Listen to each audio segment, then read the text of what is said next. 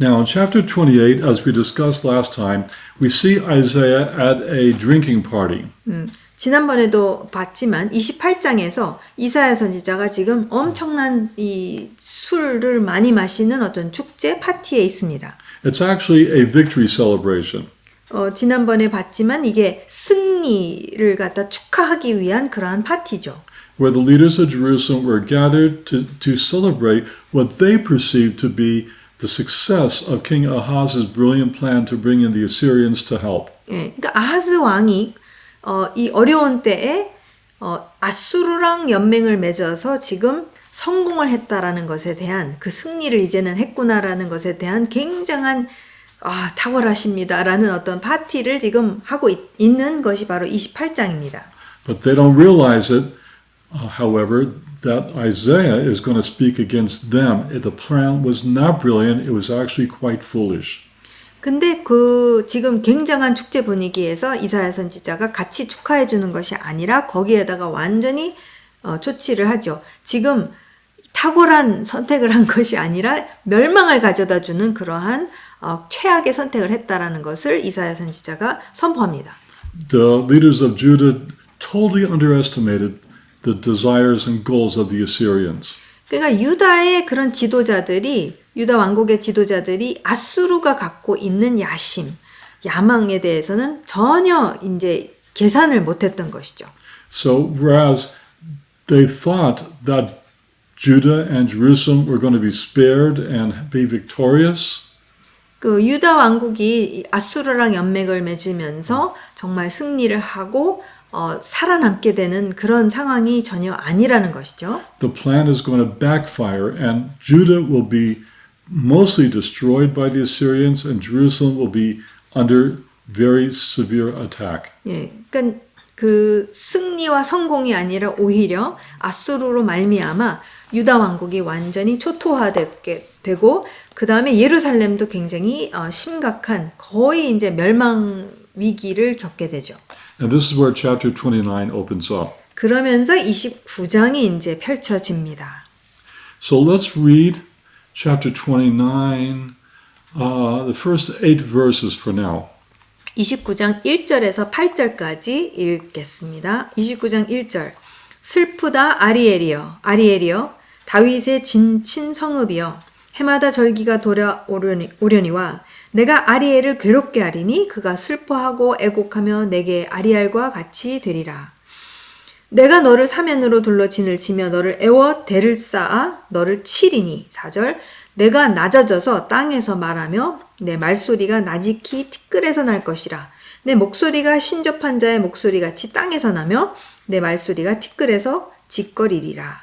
5절 그럴지라도 너의 대적의 무리는 세미한 티끌 같겠고 강포한 자의 무리는 날려가는 겨 같으리니 그 일이 순식간에 갑자기 일어날 것이라. 6절 만군의 여호와께서 우레와 지진과 큰 소리와 회오리 바람과 폭풍과 맹렬한 불꽃으로 그들을 징벌하실 것인즉 7절 아리엘을 치는 열방의 무리 곧 아리엘과 그 요새를 쳐서 그를 곤고하게 하는 모든 자는 꿈같이 밤에 환상같이 되리니 8절 줄인 자가 꿈에 먹었을지라도 깨면 그 속은 여전히 비고 목마른 자가 꿈에 마셨을지라도 깨면 곤비하며 그 속에 갈증이 있는 것 같이 시온산을 치는 열방의 무리가 그와 같으리라. 아멘. So to understand these verses, we had to focus on the word Ariel. 자, 이 본문 말씀을 이해하기 위해서 저희가 이해해야 되는 단어가 바로 지금 계속 나오는 이 아리엘이라는 단어입니다. It's clear from this passage that Isaiah is referring to the city of Jerusalem as Ariel. 저희가 본문 말씀을 보면은 분명히 지금 하나님께서는 예루살렘에 대해서 말씀을 하시는데 예루살렘이라 하지 않으시고 아리엘이라고 하십니다. He says that in verse 1, Ariel, the city where David once camped. 왜 예루살렘이냐면은 1절에 아리엘이여 다윗의 진친 성읍이여 라고 했기 때문이죠. Most of the time, the word Ariel means Lion of God. 거의 성경 안에서 이제 보면은 보편적으로 이 아리엘이라는 단어는 하나님의 사자라는 뜻을 갖고 있습니다. And that's my own personal name. That's why I was named that. 네, It's a 그래서 nice name. 우리 아리엘 선생님도 이름이 아리엘이십니다. But This passage REL takes on a secondary meaning. 예, 근데 이제 보편적인 뜻, 그 하나님의 사자에 더 나아가서 이 본문 말씀을 보게 되면은 더욱더 깊은 의미를 갖고 있는 것을 보게 됩니다. Sometimes the word REL does not mean lion of God. It means an altar hearth. 이 아리엘이라는 단어가 하나님의 사자라는 뜻도 있지만 때때로 what's a hearth? Yeah, that's difficult to explain. It's Yeah. a place where things burn. 그러니까 제단에서 이 제단에서 왜 불이 타고 재가 계속 있고 하는 그 장소, 그것을 두고 이제 아리엘이라고 말을 합니다. Picture a fireplace in a house. The opening where you see the fire and where you place the wood, that's the hearth. 그래서 실제로 여러분 한국 사람들은 별 많지는 않지만 이 fireplace라는 게 있죠. 거기다가 뗏목을 놓고 불을 지피는데 그 불을 지피는 그 장소, 나무를 놓고 그 다음에 불을 지피고 그 다음에 거기에 재도 있고 거기를 이제 hearth라는 그런 표현을 쓰는데 이제 여기에서는 제단, 하나님의 제단의 그런 장소라는 것이죠. Jerusalem was an altar hearth. 그러니까 예루살렘이 바로 이 제단의 그 불이 태워지는 그 장소입니다. For two reasons. 두 가지 이유가 있는데요. 왜 그런지. Number one, it was the city where you brought your sacrifices for burnt offerings, and you burnt them at the temple. 1차적으로 예루살렘이라는 장소는 하나님의 집, 아버지의 집이 있는 곳이기 때문에 하나님의 백성이 제사를 아버지께 이제 제물을 드리기 위해서 제물을 갖고 와서 거기에서 번제를 드리고 화목제 이렇게 드리는 그런 제단이 있는 곳이기 때문이죠. So the fact that God's house was located in Jerusalem gave Jerusalem its importance. 그만큼 아버지의 집이 예루살렘에 위치하고 있기 때문에 영원히 그 이름을 두시겠다고 하셨기 때문에 굉장히 중요합니다. 예루살렘이. And a major feature of having God's house there is the idea that people would bring animal or other offerings and burn them at the altar. 예. 그리고 아버지의 집이 중요한 이유는 아버지 앞에서의 그 예배가 일어나는 아버지와의 하나님과의 이런 대화가 일어나는 장소가 또한 이 제단이기 때문에 번제단이기 때문에 그만큼 이제 굉장히 중요한 것이죠. So that altar hearth, the place where the sacrifices were burning, that kind of becomes symbolic of the entire city. 그렇기 때문에 이 제단에서도 또 이게 태워지는 그 장소가 전체적으로 예루살렘을 말하고 있었을 때 굉장히 중요한 그러한 상징이 됩니다. But then, in this passage, in a second way, Jerusalem becomes an altar hearth. 근데 이 말씀을 보게 되면은 예루살렘이 두 번째 이유로 이 어떤 제단의 그런 태우는 장소가 됩니다. The whole city will become an altar hearth. 왜냐면은 전체 예루살렘이 이제 완전히 그러한 제단 같은 그 제단의 모든 것을 태우는 그런 장소가 될 것이기 때문입니다. Because of the onslaught of armies from the disciplinary hand of God, there will be much destruction and burning in this city of Jerusalem. 하나님의 훈계의 손길로 말미암아 외부에서 침공을 하게 되면서 예루살렘이 완전히 파괴가 되고 초토화될 것이기 때문에 그런 의미에서 또한 이 제단에 불태우는 장소가 된다는 것이죠. So let's look what the text says. 그래서 말씀을 보면 Woe, Ariel. See, when he says woe, it means that what he's about to say is not good for Jerusalem. 네, 1절 슬프다로 시작을 했으니까 예루살렘에 굉장히 안 좋은 일이 일어날 것을 우리가 알 수가 있습니다. Oh, Ariel, the city where David once camped.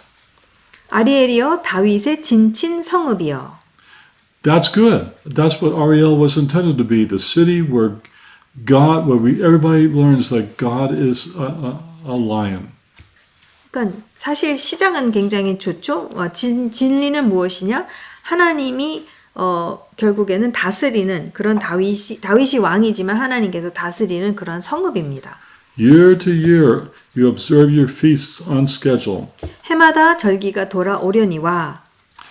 That's what was going on in Jerusalem. People were very meticulous about doing what the Torah said.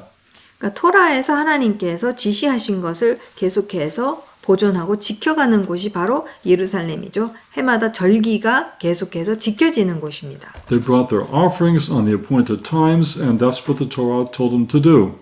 토라에서 정해진 하나님의 여호와의 정해진 때 그때에 항상 오라고 1년에 3번 오라고 하셨고 항상 그 일은 예루살렘에서 이루어졌습니다. But as we saw from previous passages, even though they may have been ritually excellent at what they did, their hearts were far away from God. 근데 문제는 무엇이냐면은 이 매너리즘에 빠지면은 겉으로는 모든 것을 다 지키고 겉으로는 굉장히 정확하고 잘하는 것처럼 보이지만 내면에 있어서는 하나님을 향한 이 예배, 사실 이 모든 행위가 다 예배 행위인데 하나님을 향한 이 예배와 하나님과의 교제가 전혀 없는 가운데서 마음에 없고 생각에도 없는 가운데서 그냥 종교 행위처럼 이루어진 것이죠. As far as morality and interpersonal behavior, the Jerusalemites were far away from doing what the Torah said. 그리고 하나님으로부터 마음이 생각이 멀어졌을 때 일어나는 현상은 결국 도덕적으로 굉장히 문란해지기도 하고 부정부패가 일어나게 하고 일어나기 시작하고 사회 부정이 일어나기 시작하는 것을 이제 보면서 하나님의 나라가 하나님으로부터 너무 멀리 떨어지게 되는 것이죠. And while they indeed observed the Moedim of the Lord, they also observed the Moedim of the Canaanites. 근데 문제는 뭐냐면 하나님의 절기, 하나님의 정해진 때에 다 이제 예루살렘에 와서 해야 될 것을 했지만 동시에 가나안 우상들을 향한 모든 절기 또한 같이 지켰다라는 것입니다. So God says in verse 2, I will bring distress to Ariel, 그래서 하나님께서 2절에 내가 아리엘을 괴롭게 하리니 and she will be a city of lamenting and mourning, and she will be like an Ariel to me. 그가 슬퍼하고 애곡하며 내게 아리엘과 같이 되리라. She's going to be an altar. I'm going to turn her into an altar hearth.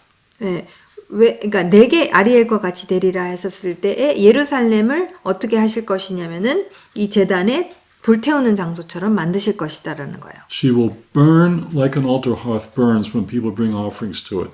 그러니까 결국 예루살렘이 완전히 불타게 될 것이다라고 말씀하시는 것이죠. 3절 내가 너를 사면으로 둘러 진을 치며 너를 애워 대를 쌓아 너를 치리니 4절 너가 낮아져서 땅에서 말하며 내 말소리가 나직히 티끌에서 날 것이라 너의 목소리가 신접한 자의 목소리같이 땅에서 나며 너의 말소리가 티끌에서 짓거리리라. God is telling them right here why they will be devastated, why they will become an altar hearth, because He's going to bring a devastating army or two against them.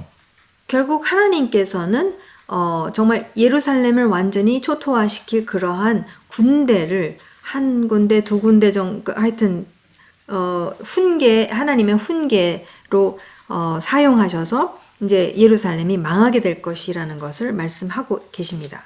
But then, almost in the next breath, God says, but.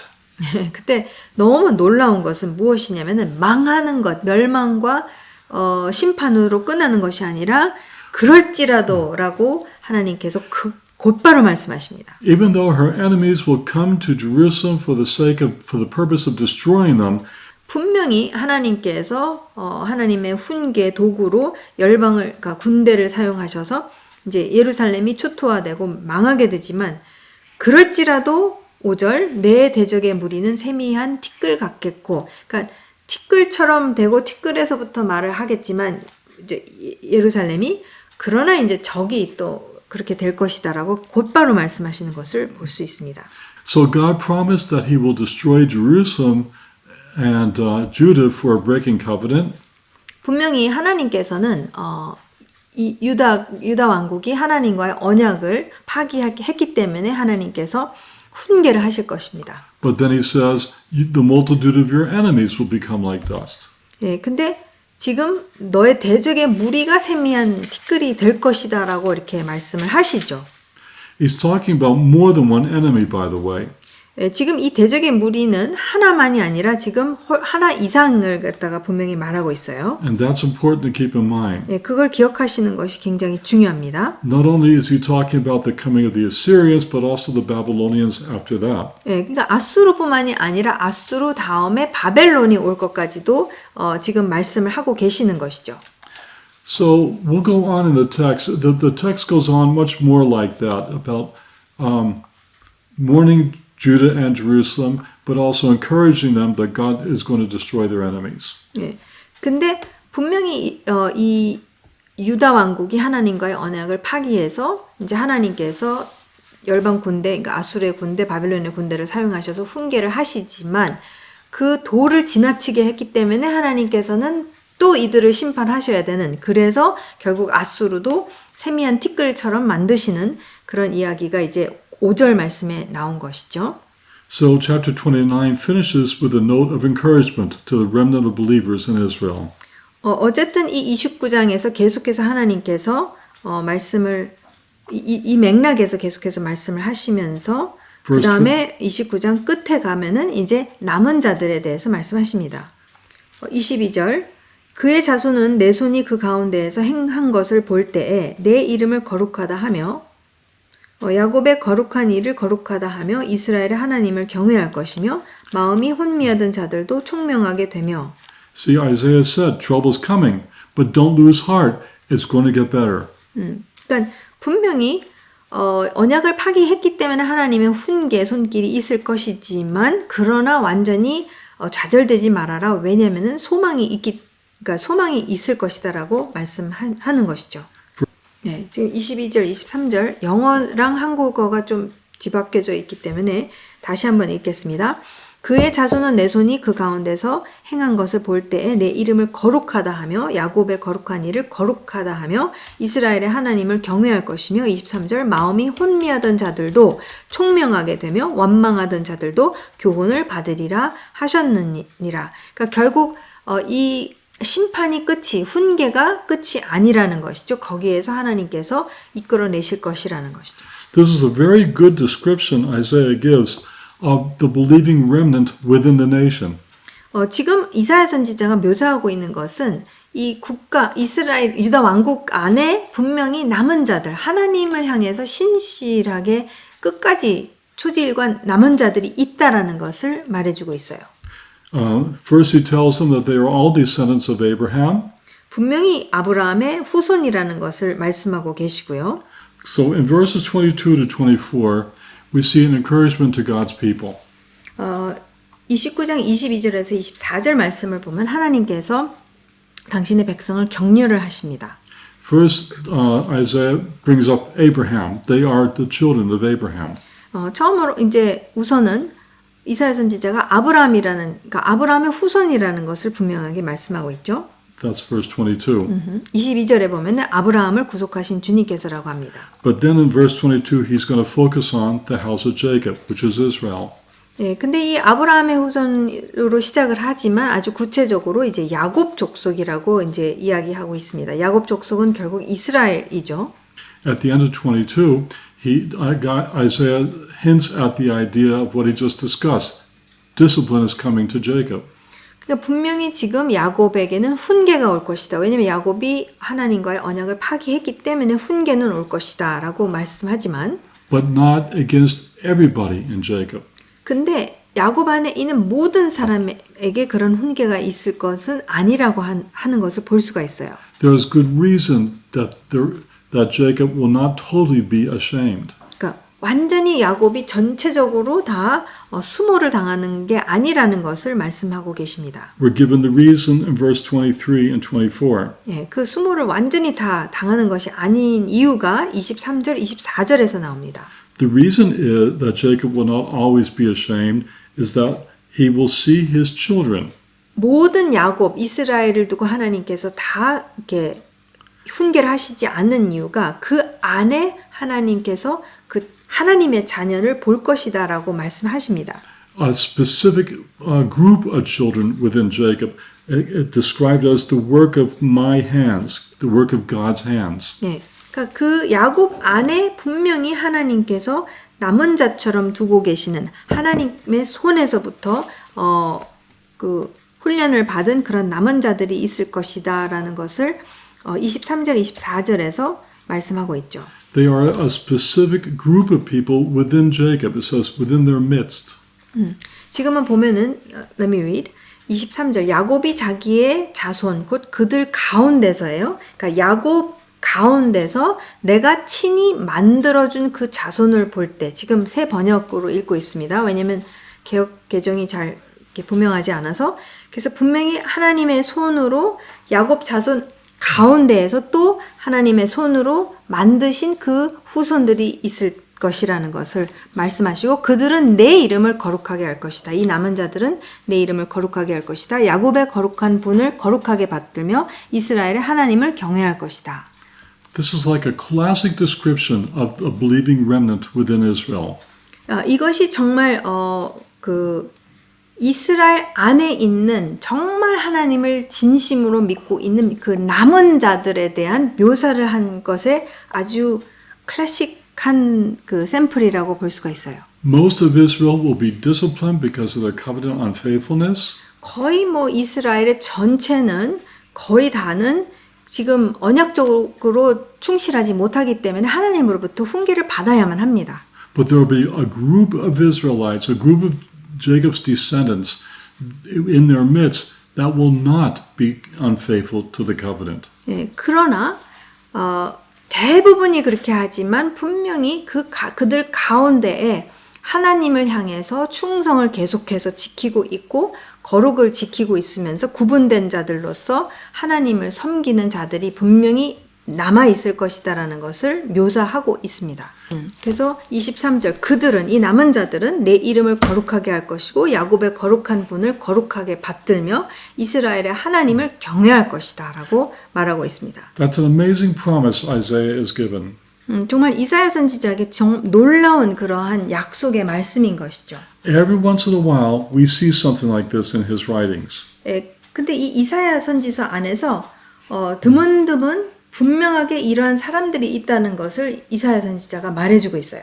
As we could see and will see, Isaiah had a lot of very negative things to say to the descendants of Jacob.